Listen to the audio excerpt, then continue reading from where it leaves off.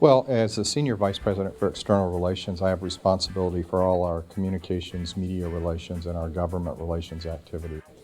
And more importantly, though, as Vice President for Ag and Natural Resources, I serve as the Director of the Ag Experiment Station and the Director of Cooperative Extension.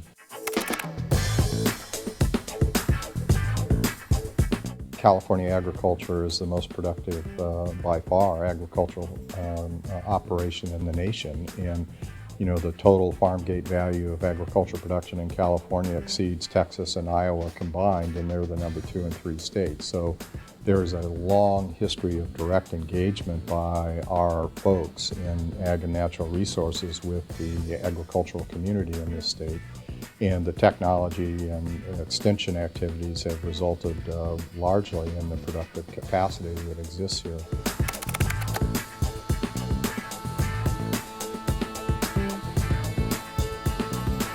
It's a very complex issue in California. I mean, the fundamentals are 2/3 of the water falls north of Sacramento and 2/3 of the demand is south of the Tehachapi. So you have this dislocation of where the supply is and where the demand is. Overlaying with Clean Water Act issues and Endangered Species Act issues, there have been some significant reductions in deliveries, particularly south of the Sacramento-San Joaquin Delta because of pumping limitations, and that's had a dramatic adverse effect on the agricultural community. It's had major socioeconomic impacts as well. I mean, that in a 4-county area of Madera, Fresno, Kings, and Kern counties, they estimate 550,000 people who don't know where their next meal's coming from. But the fundamental problem is we have an infrastructure for water that was built for a population of 15 million people, and we now are at 36 or 7 million people, going quickly to 50 million people, and we've got to improve our infrastructure in order to manage our supplies more efficiently.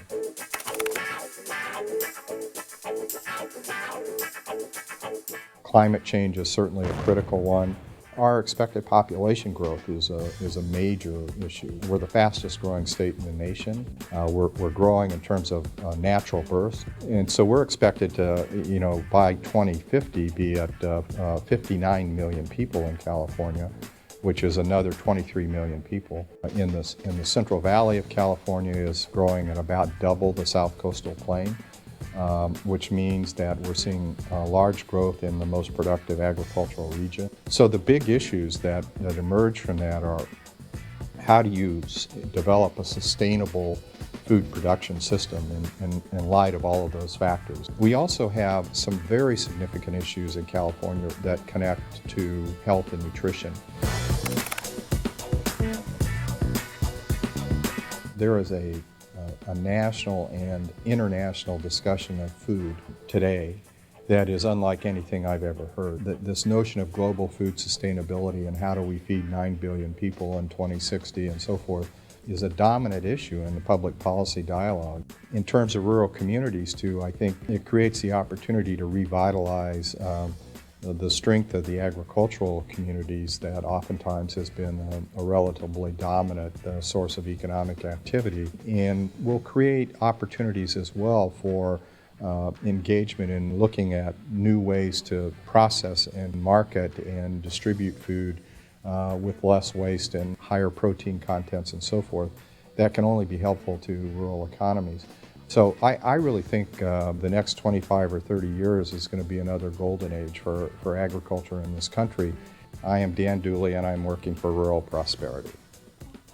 The WRDC, connecting you with the resources and programming that will strengthen your rural communities.